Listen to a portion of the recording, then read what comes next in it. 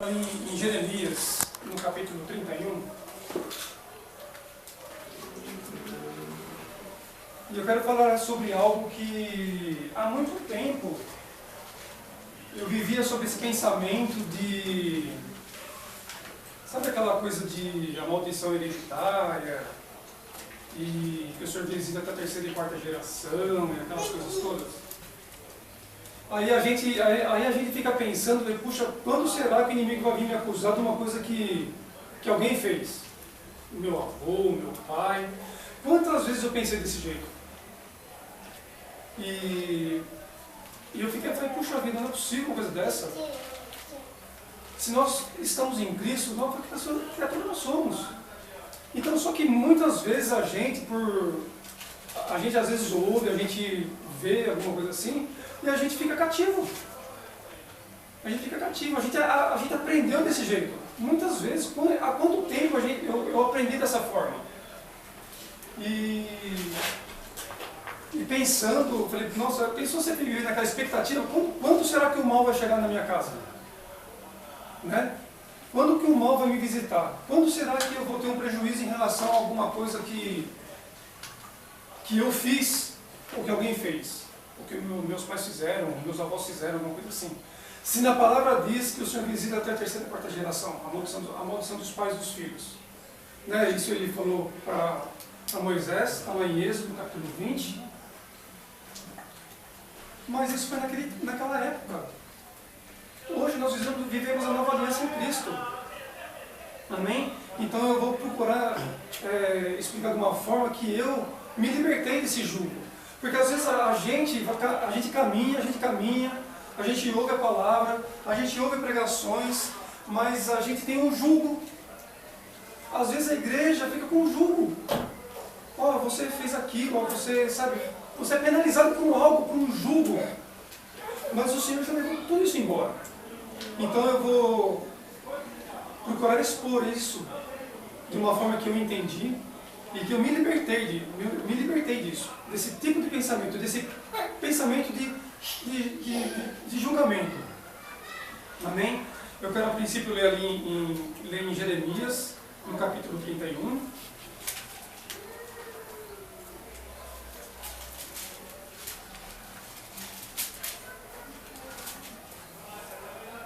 A partir do versículo 29.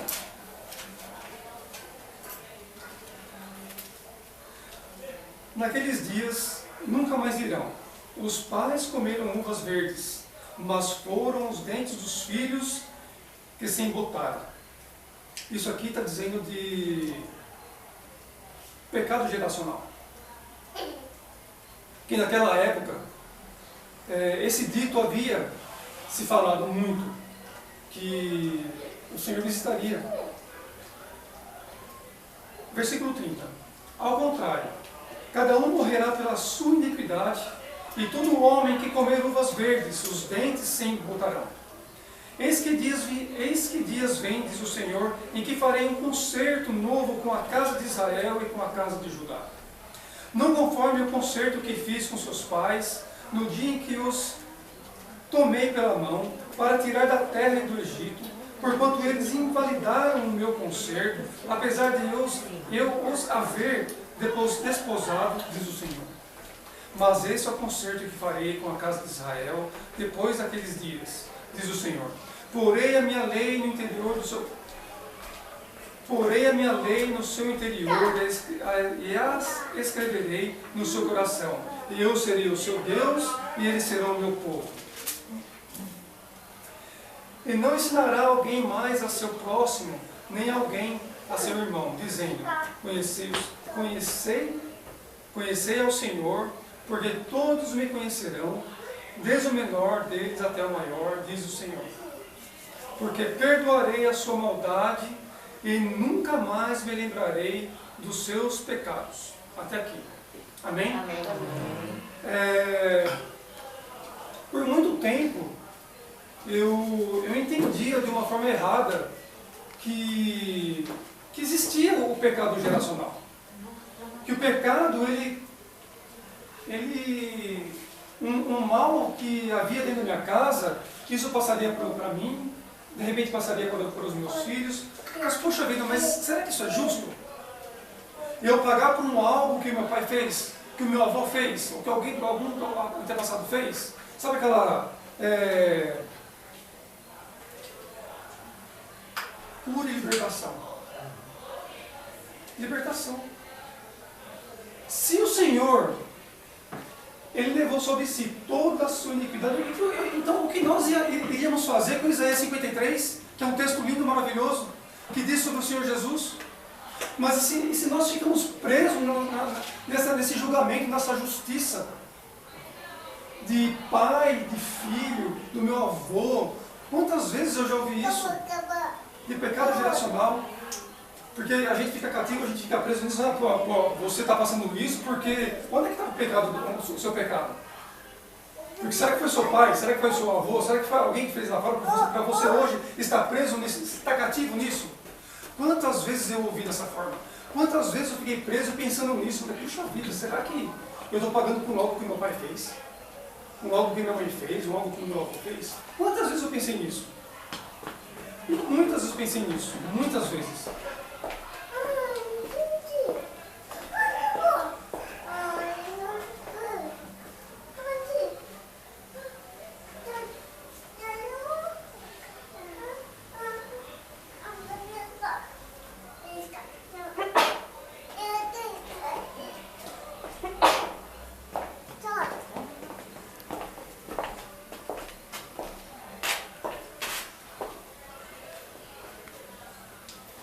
Gente, eu vou ler aqui no celular que dá para ler, tá?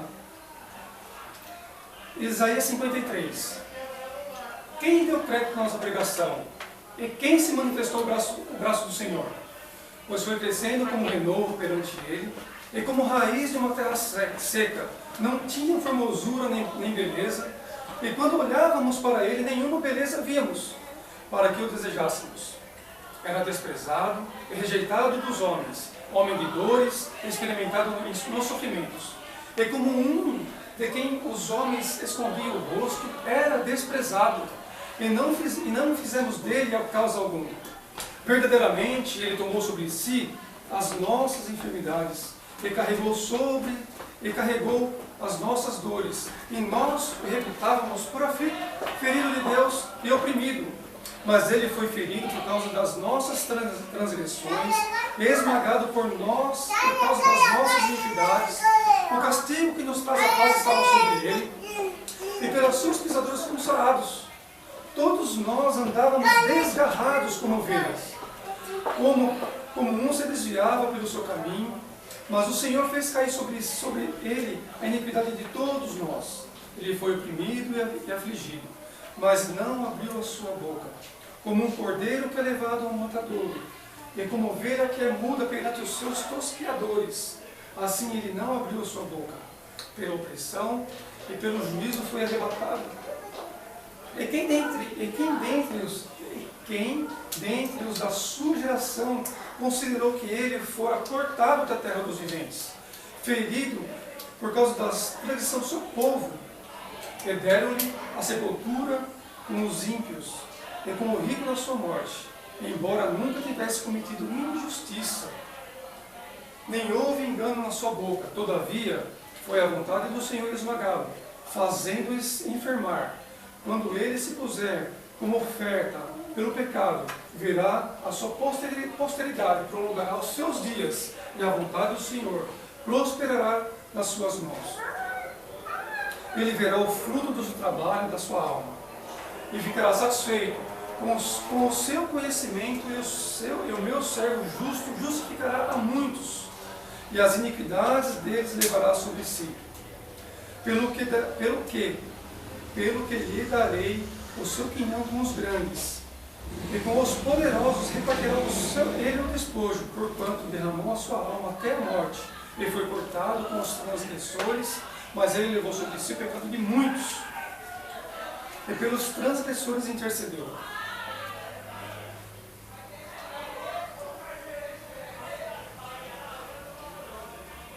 Em 2 Coríntios, irmãos, para a gente se lembrar do que o Senhor fez pelas nossas vidas, e que nós somos novas criaturas, e que sobre nós Quando o Senhor olha para a gente, Ele não olha o seu pecado. Hoje, quando o Senhor olha para a gente, imagina se Ele vai olhar o pecado dos nossos antepassados. Ele não faz isso. Quando Ele olha para mim, quando Ele olha para você, Ele olha o que aconteceu aqui em Isaías 53.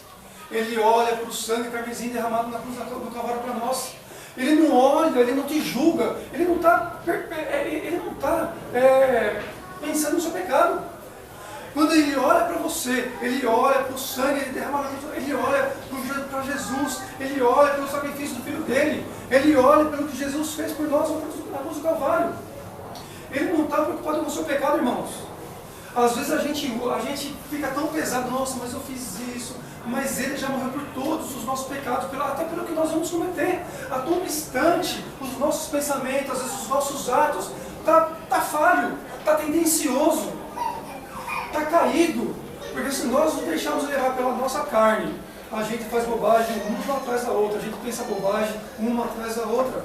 Mas quando o Senhor, Ele olha para a gente, Ele olha para você, Ele olha para mim, Ele não vê o que eu estou fazendo.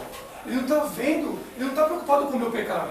Não, é claro que nós devemos nos atentar. Se nós começarmos a alimentar o que a nossa carne quer alimentar, aquele pecadinho que está lá no fundinho, que só nós sabemos que a gente comete, onde a gente cai, onde nós somos falhos, é claro que tem uma consequência, mas o Senhor não está olhando para isso.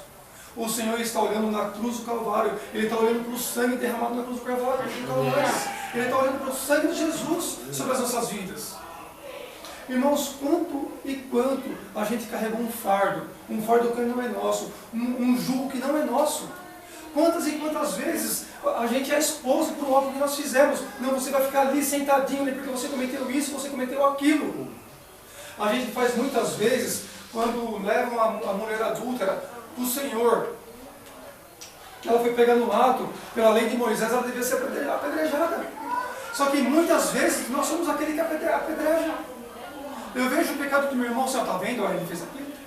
Ó, está vendo? Ele fez aquilo.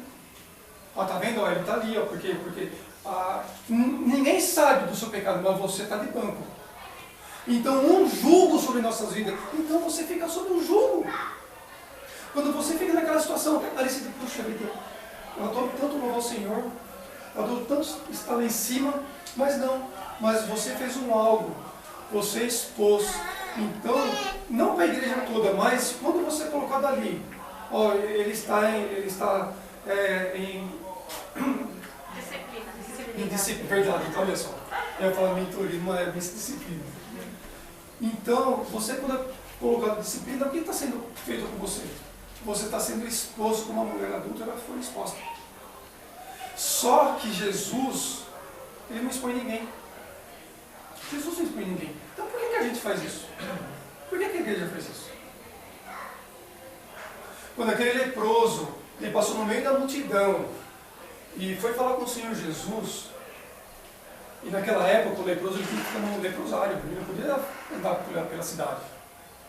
Mas quando ele passou no meio da multidão, ele assumiu um risco, porque ele era um leproso. Olha só, irmãos, que coisa interessante. Quando ele chegou a Jesus, ele falou assim, se quiseres, eu serei limpo. Ele não falou que estava com lepra. Porque se ele falasse que estava com lepra, ele sabe o que ia fazer? O povo ia apedrejar ele. O povo ia matar ele. Aquele povo que estava ao redor de Jesus, sabe o que eu vejo hoje, irmão? Muitas vezes é a igreja. Porque se entra um pecador dentro da igreja, a gente julga ele. Se entra uma prostituta, se entra uma lésbica, se entra um homossexual, a primeira coisa que nós fazemos... Eu já fiz isso, irmãos. A gente vai julgar o irmão. Ó, tá vendo? Ó, se entra um cara bêbado na igreja, a gente vai fazer o que o povo fez com a mulher adúltera. A gente faria com o leproso, se ele falasse que estava com lepra, a gente ia expor ele. Quantas vezes, eu estou falando por mim, viu, irmãos? Quantas vezes eu fiz isso? Eu julguei. Mas o Senhor Jesus não faz isso. Na ocasião do leproso, Jesus fala assim, eu quero que seja limpo. Poxa vida, ele não expôs. Ele não falou assim, ó, seja curado da sua lepra. O Senhor Jesus não faz isso. O Senhor Jesus, Ele é lindo, Ele é maravilhoso. Ele derramou o seu sangue por nós. Então, que jugo que nós temos que levar hoje? Que pecado você tem que carregar hoje? Se você pode colocar diante do Senhor o seu mal, e Ele pode te curar, Ele pode te livrar, Ele pode sarar, Ele pode te levantar, porque eu caí no homem, mas eu levantai o Senhor. Mas muitas vezes nós derrubamos o homem e nós deixamos ele ali. A gente faz isso. Muitas vezes, como eu falei do leproso, que passou no meio da multidão para chegar até Jesus, às vezes uma pessoa, ela entra na igreja, ela quer o Senhor Jesus, mas nós não deixamos ela chegar até Jesus, porque se ela fala o que ela tem, a gente não deixa. Está vendo, pessoal? Você bêbado, fica aí no fundinho mesmo, você está cheirando mal, fica aqui, ó, nesse cantinho aqui, tem um lugar preparado para você. Se eu falho, se eu caio, eu falo para o meu ministro, olha, eu estou com esse problema aqui, ó. Não, peraí, então você não pode mais louvar. Ou então você não pode mais servir, você não pode mais ser líder de célula. Ou você não pode mais pregar a palavra. Fica aqui, ó, até você for disciplinado. Jesus não faz isso. Jesus não deu isso para ninguém. Ele não expõe. Ele não expõe. Ele levanta o caído. Ele cura o enfermo. Ele sara. Ele levanta. Ele sara as nossas feridas. Isaías 53 ele faz isso. Ele levou sobre si tudo.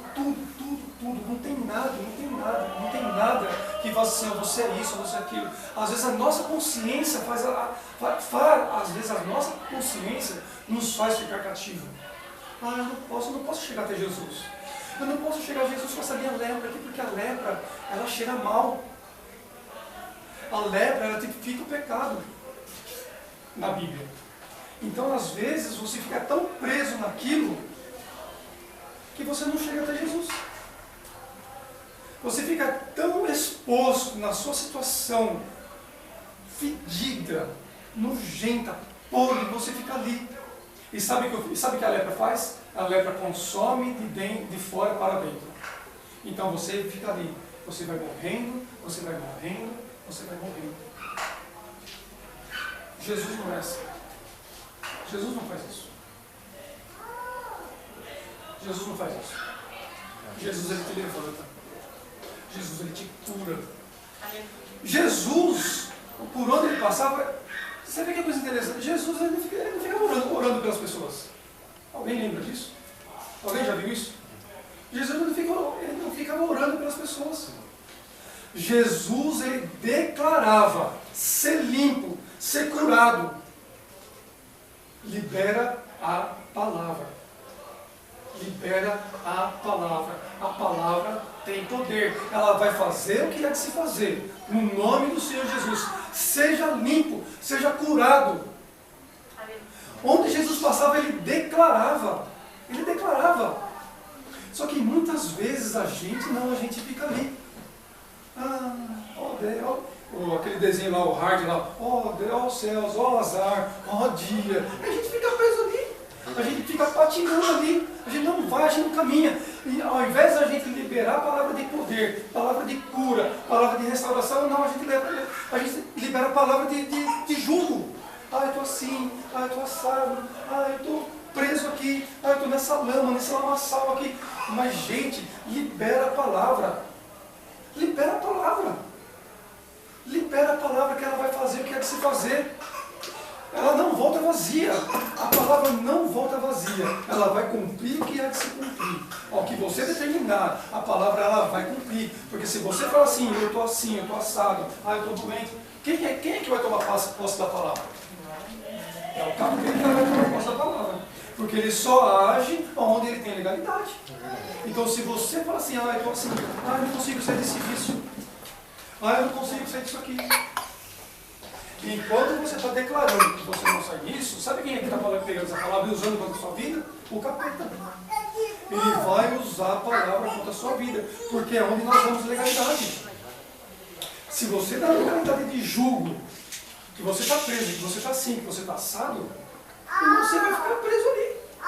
Ele vai te minar ali, ele vai te amarrar ali. Aí você não faz o que é para você fazer. Onde Jesus vai fazer, ó, você vai ser assim, você vai fazer assado, você vai louvar, você vai adorar, através da sua voz, vidas serão libertas, vidas serão curadas, vidas serão levantadas.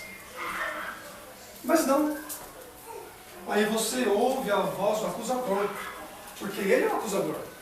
Ele veio para matar, para roubar e para destruir. E Jesus veio para que nós tenhamos vida e a tenhamos em abundância. Mas nós, às vezes, muitas vezes, nós ficamos cativos disso. Eu usei esse texto em Jeremias porque muitas vezes, eu fiquei preso nisso. Nesse jugo. Porque meu pai bebeu, porque, olha que coisa interessante, eu posso falar da minha casa. O meu pai foi alcoólatra. E olha só que coisa muito louca isso aqui. O meu pai uma vez me disse que ele não gostava do pai dele, porque o meu avô era bêbado. Eu não cheguei a conhecer esse meu avô, ele morreu novo. Muito novo, eu não cheguei a conhecer. Meu avô paterno. E ele falou para o meu pai assim, ó, eu não gostava do seu avô, porque o seu avô era um bêbado. O meu pai me falou isso. Quando meu pai me falou isso, o meu pai estava bêbado. Olha que coisa louca. E você quer saber uma coisa? Eu não estou dizendo que o pecado geracional não existe. Ele existe. Mas ele existe para aqueles que não estão em Cristo Jesus. Tá bom? Eu ouvi essa mesma frase do meu irmão.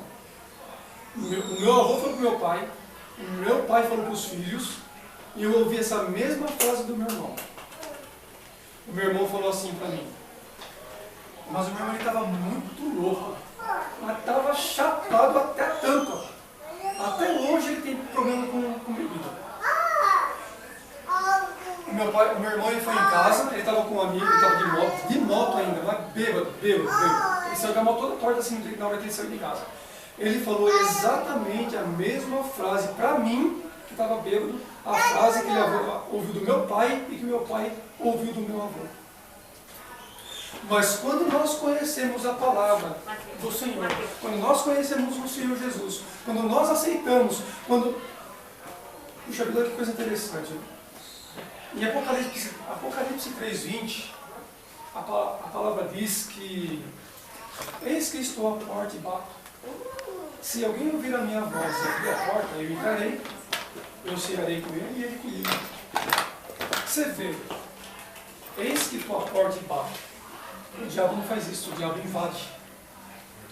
Você dá uma brecha e ele toma a casa toda. Ele faz arruaça, ele te destrói, ele acaba com a sua vida, ele acaba com a sua família, ele acaba com tudo.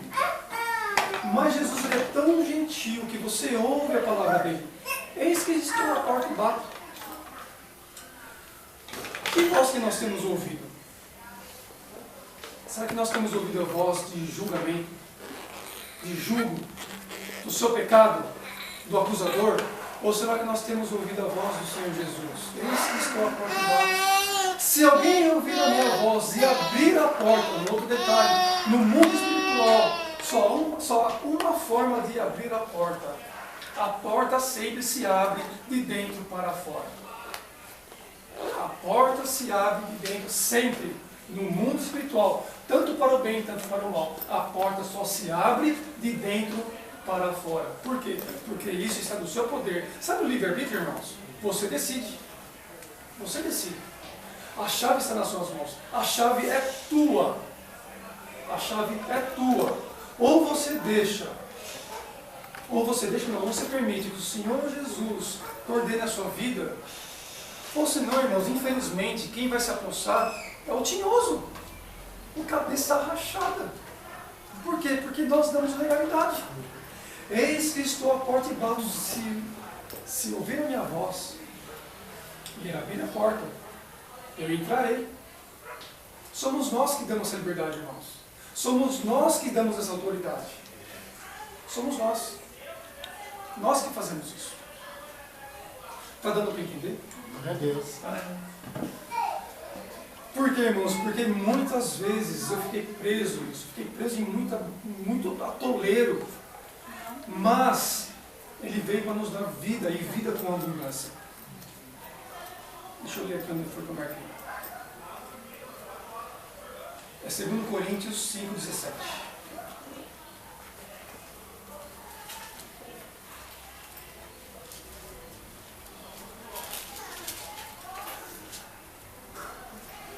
Irmãos, eu vou confessar uma coisa que o cantinho da disciplina nunca concordei. Porque não é justo eu como líder eu expor, seja numa célula, seja na minha casa, seja na igreja, seja no meu trabalho, não é só na vida, não é só na nossa vida ministerial, não é só na nossa vida familiar, nossa vida conjugal, nossa vida profissional. Para que eu vou expor um colega meu de trabalho se ele está passando por uma dificuldade? Se eu posso muito bem fazer algo por ele. Se eu tenho um conhecimento e eu posso ajudar meu amigo, por que eu vou travar ele ali? Por que, como muitos dizem, por que eu vou puxar o tapete dele? Porque muitas vezes, irmãos, o mal está na nossa vida. Porque nós somos tendenciosos. Nós somos tendenciosos a praticar o mal. Se nós não somos regados pela palavra da vida, a gente faz o mal. A gente puxa o tapete, a gente machuca o nosso irmão, eu machuco a minha esposa, eu machuco o meu filho, porque às vezes eu libero a palavra de vida para o meu filho, eu libero a palavra de morte. Ah, está vendo, você é um burro mesmo. Quantas vezes, irmãos? Eu já não vi isso na minha casa. Pelos meus pais que não têm conhecimento. Quantas vezes? Então isso, irmãos, não é só na nossa vida ministerial, na nossa vida... Não, é em tudo. É em tudo. Se eu sei fazer o bem e não faço, eu cometo pecado. Mas isso, irmãos, não é só dentro da igreja. Não é. Por que eu vou expor o meu irmão que está com problema? O meu colega de trabalho que ele está com uma dificuldade? Ou se ele não sabe fazer alguma coisa? Aí eu chego com o meu chefe, com o meu diretor lá, só... O fulano que você contratou não sabe fazer isso, mas eu posso ensiná-lo. Imagina ele, você na sua profissão, área de saúde que é difícil. Imagina. Às vezes uma pessoa está com uma baita dificuldade lá, você vai puxar o tapete dele. Mas muitas vezes nós queremos nos vangloriar. E subir um degrau, passando por cima de um amigo nosso, de um irmão nosso. 2 Coríntios,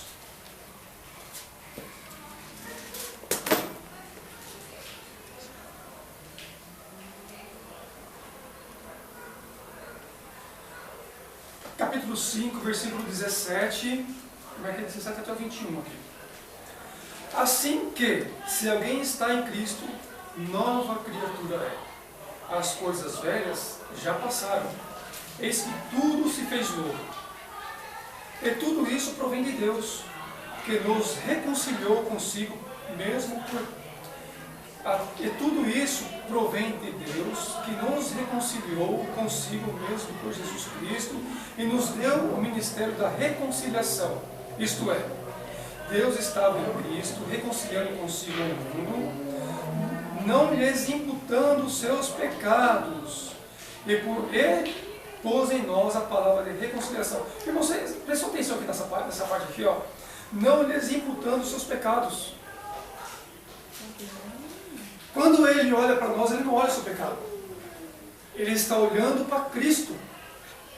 Então, irmãos, todo juízo, todo jugo, toda porcaria, toda treva, toda sujeira que você tem, que você acha que tem, que te pesa, que te prende, irmãos, Deus não olha para isso. Ele está olhando para você. Quando ele olha para ele está olhando o sangue derramado na cruz do Calvário. Aleluia. Então todo esse jugo, tira fora, toda essa condenação, tira fora. Tudo aquilo que foi feito lá para trás, irmãos, tira fora. Seja livre no Senhor Jesus. Caminhe firme, olhe para o Senhor, olhe para a cruz do Calvário. Tudo ali foi cravado na cruz do Calvário. Todo o lixo, todo o pecado, toda imundície está cravado na cruz do Calvário. Todo o lixo já foi levado embora.